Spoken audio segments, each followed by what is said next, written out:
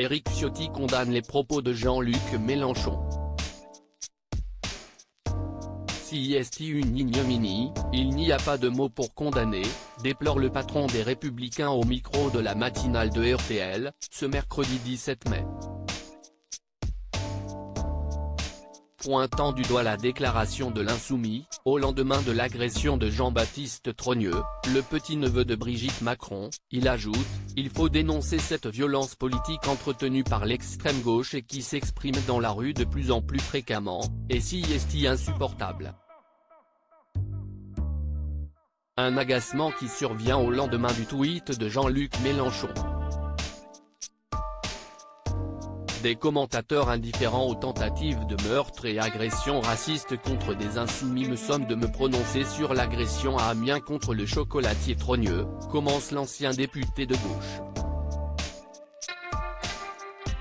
Exprimant sa compassion envers la victime, il ajoute « Je joins ma protestation à la sienne. Je demande à Macron et Madame de ne faire autant pour nos amis agressés ou menacés sans réserver leur sollicitude au seul Zemmour quand il fut molesté. » Supérieur à Brigitte Macron, qui sont les membres de sa garde rapprochée, Jean-Luc Mélenchon plus inquiétant encore que Marine Le Pen ? Des mots qui ne passent pas.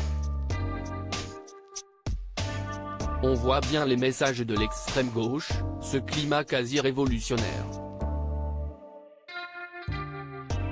On voit sur les réseaux sociaux des guillotines, et tout ça est insupportable, poursuit le député des Alpes-Maritimes.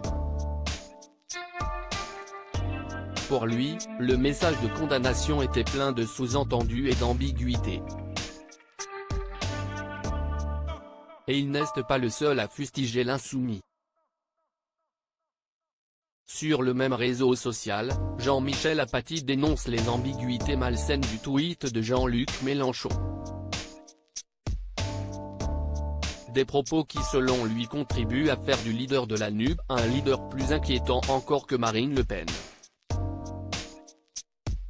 Un tour de force qui inspire ce cri du cœur, étonnant, non ? Conclut-il. Pour rappel, ce lundi 15 mai, le petit-neveu de Brigitte Macron a été victime d'une violente agression, alors qu'il se trouvait au pied de la chocolaterie familiale à Amiens. Mon fils rentrait vers 22 h. Il ouvre la porte et à ce moment-là une dizaine d'individus qui le reconnaissent commencent à l'insulter et se jettent sur lui et le rouent de coups. Ce sont des coups de poing dans la figure à plusieurs reprises, a raconté son père Jean-Alexandre Trogneux à BFM TV. Ils l'ont jeté au sol et l'ont tabassé avec des coups de pied dans la tête, dans la tempe, dans les doigts et dans les bras.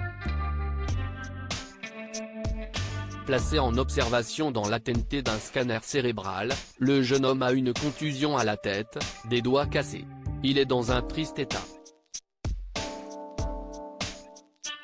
Surtout psychologique, on est très choqué, s'indigne son père dans les colonnes du Figaro.